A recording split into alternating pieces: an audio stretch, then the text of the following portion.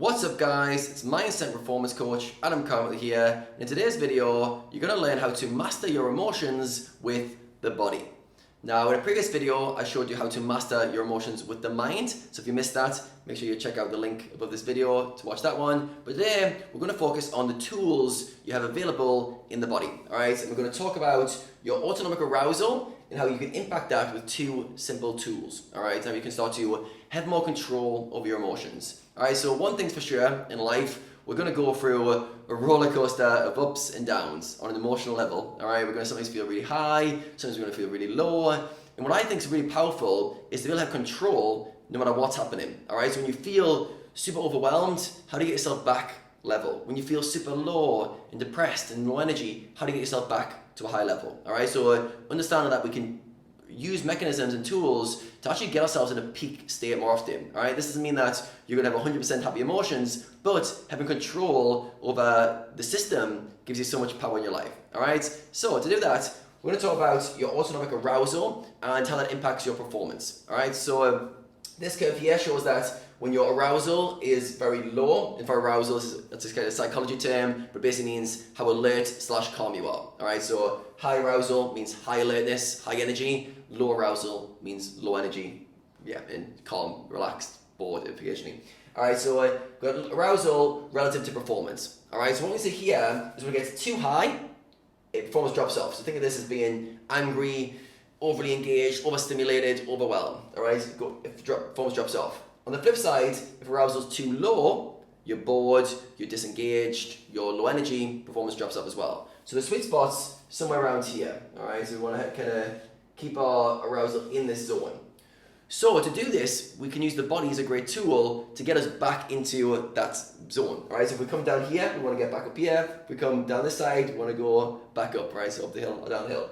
Alright, so to do this, we've got to understand that the body is in different states. Alright, so we're going to use some examples of certain emotions that we experience because it's going to be easier to walk through. Alright, so first of all, we'll call this alert here, like alertness on the high end.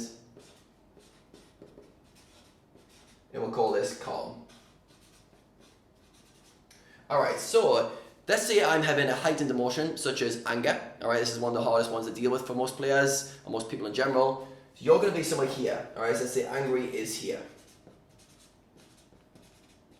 So how could you use the body as a tool to get yourself back up this hill to here? Alright, that's what we need to be thinking about. So we need to understand that generally emotions are in a state. Alright, so anger has a very heightened emotion. Alright, boredom has a very low emotion. So when we're playing around with these mechanisms, we need to understand, am I in a heightened state of arousal or a low? Alright, so your first job is, am I too high or too low? Alright, have I drifted this side or this side? Because you're going to use completely different mechanisms if you're over this side compared to if you're over this side. Alright, equal bad on performance, but if you're heightened, you need to do some different stuff. Alright, so let's use the example of being angry. What can we do to use that anger in a positive way? Alright, so when I talk about the tools of the mind, I talk about channeling, using the mind to channel that anger. But today we're going to focus on the body's tools. And the first thing we can do is realize, okay, I'm in a heightened state, I need to do something, alright? And there's two tools we can use, alright? The first tool is movement, alright? Now movement works very well for heightened emotions because firstly, it's channeling that in a certain direction, alright? So it's taking that excess energy and almost burning it off. Imagine you've got like it's a build up of anger, frustration, some form of exercise, especially forward motion exercise, like running or doing something that has you taking action forwards, actually burns out that excess energy, alright? So I'm saying, I've got this extra energy, where can I use it, alright? So if you have the option, take a break from the tables, get outside, do something that actually uses that energy, alright? So moving the body. It doesn't have to be something crazy like going for like a marathon run. You just do little things as well, even like just doing push-ups, any form of movements that actually uses that anger, alright? So we can actually use movement. So tool number one, movement.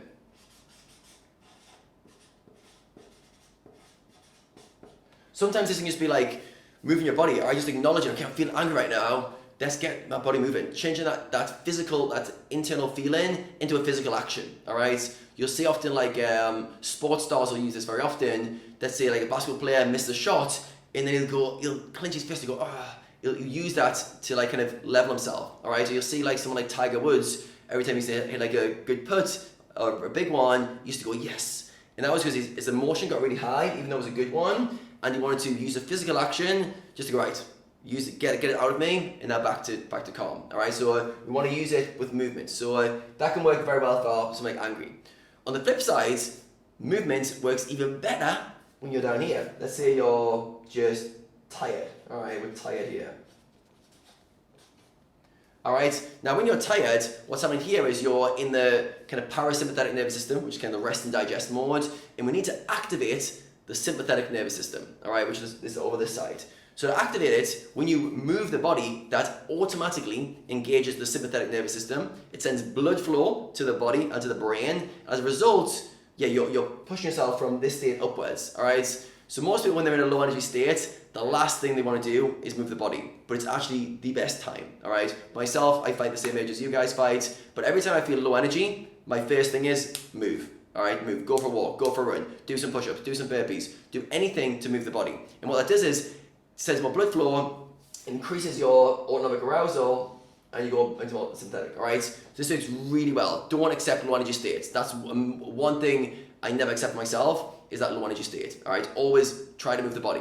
Now, if you're like really tired, let's say you're exhausted, you had no sleep whatsoever, and you're just a bit of a wreck, you might want to do the opposite and go, okay, I'm really tired right now, I'm gonna have a nap instead, all right? Sometimes you gotta acknowledge that, okay, I can't get myself going because I'm just exhausted, and use a nap. But that's almost like a last resort. Very often, just moving the body, getting blood flow going, works really, really well. All right, so if you're underslept or you're just tired that day or you're just feeling bored, disengaged, get the body moving. All right, do something. It could be like literally, these are like small things, like 2 to 5 minute workouts I'm talking about. You don't need to run like for 3 hours. Okay, it's like in 2 to 5 minutes you can change blood flow. All right, so it's interesting. It's the same like movements working both ways. So this side one is pushing us up. In this one, it's almost like pushing us down. And the reason is this one is putting you into the sympathetic nervous system. So it's going from parasympathetic to sympathetic, and it's causing more blood flow going around. This one, it's giving it a channel for that anger. So that build up rage that's kind of boiling in your head, it's giving it a way to express it with movement. All right, so both of them, it's almost like blowing off steam off a kettle, and this one's like revving up a car. All right, so it works in both ways. All right, so that's the first tool, movement. Use it over and over, over and over. I literally use movements 20 to 50 times a day, over and over. Before I did this video, I was like, okay, Adam, get yourself going, get your arousal going. Other times I feel too hyped up, and I want to just use movement to burn off energy. But always, how's my state? And very often, we'll sit at a computer for hours and hours, and we get disengaged, we get bored, we get tired. Or things aren't going our way, and we're like, getting really angry, and we're not doing anything about it. All right, so always be scanning yourself and paying attention. And when your state's not optimal, do something. All right, some form of movement. All right, the second thing is breathing. All right, the second tool we can use is our breath. All right, I'll talk about how this works. Now, what's amazing is this autonomic arousal, it's controlled by our breath a lot, all right? So the quickest mechanism into this is the way we breathe. Now, to think about this is when we inhale, all right, so if I inhale, that gives me, this puts me on this side of this fence, all right? It activates the sympathetic nervous system, all right? So think this is the sympathetic nervous system, this is the parasympathetic, all right? Now when I inhale, that gives me more sympathetic activation, all right? So I'm more alert, all right? So if I take lots of fast breaths, I used to do this one, this is a Tony Robbins one where he goes, I'll go,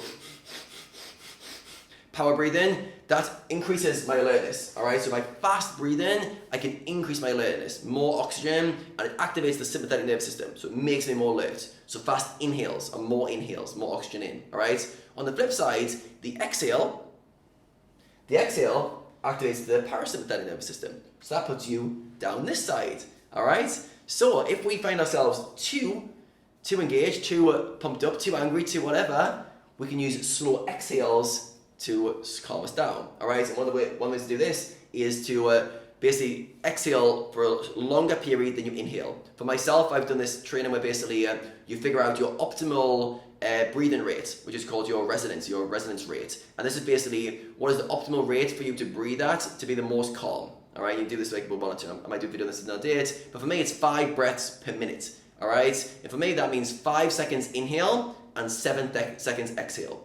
Now, if I do 3 of those breaths, I feel much calmer, all right? So if I'm trying to lower my arousal, if I'm too angry, too alert, I can literally mindfully take a 5-second inhale, 7-second exhale 3 times, and that literally brings me all the way down, all right? It lowers my stuff. And if you monitor your stuff with HRV and your heart rate, you can actually watch it in real time, all right? So actually good tools to do this, all right? But just understand that exhaling will lower arousal, so more exhales. and more inhales, more oxygen is going to put you in more sympathetic. So you can use these in both ways, all right? So if you're feeling low energy, do some Tony Robbins style power breathing.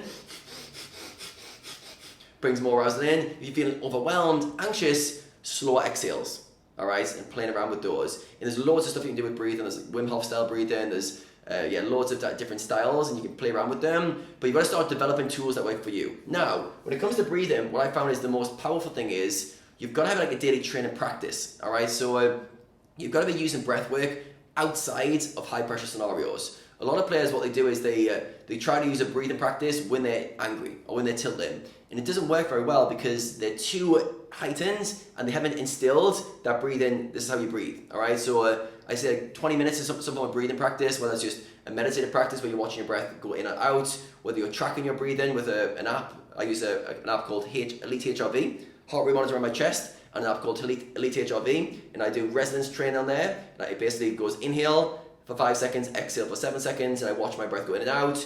So it's hardwired to my brain. So when something bad happens or something annoys me, I can instantly go, oh, it's that tool, and I can use it. All right, so with breathing, I think it's really powerful to develop a little toolkit for yourself. All right, so when things are going badly, you can ramp yourself up. When things are your low energy state, you can ramp yourself up. With breathing and movements, when things are too high, you can lower your arousal. All right, so it all comes down to this curve right here. All right, and where you are. All right, and understanding where you are on that curve compared to where you want to be. All right, like say you're sitting down chilling, watching Netflix with your girlfriends, you're probably fine to be here. All right, you don't really care. Like it's just chilling, relaxing. So it's having this arousal relative to what you're doing. On the flip side, you're about to play some poker. You want to be here, right? And you notice, really tired today, I'm really disengaged. So now I've got 2 tools to get you going. 1, movement, get the body moving, blood flow going, and 2, breathing. Speed up your breathing, get more oxygen flowing, quicken that up to get energy going, all right? And you can really, really use those mechanisms. On the flip side, you might be like, I'm just so angry, I'm annoyed at what's going on at the moment at the tables. You might want to use movement to blow off some steam. Go for it. Running's perfect for me. If I feel angry, it's like, go for a run, 20 minutes, come back, most of it's gone. And then breathing, slow the breathing down.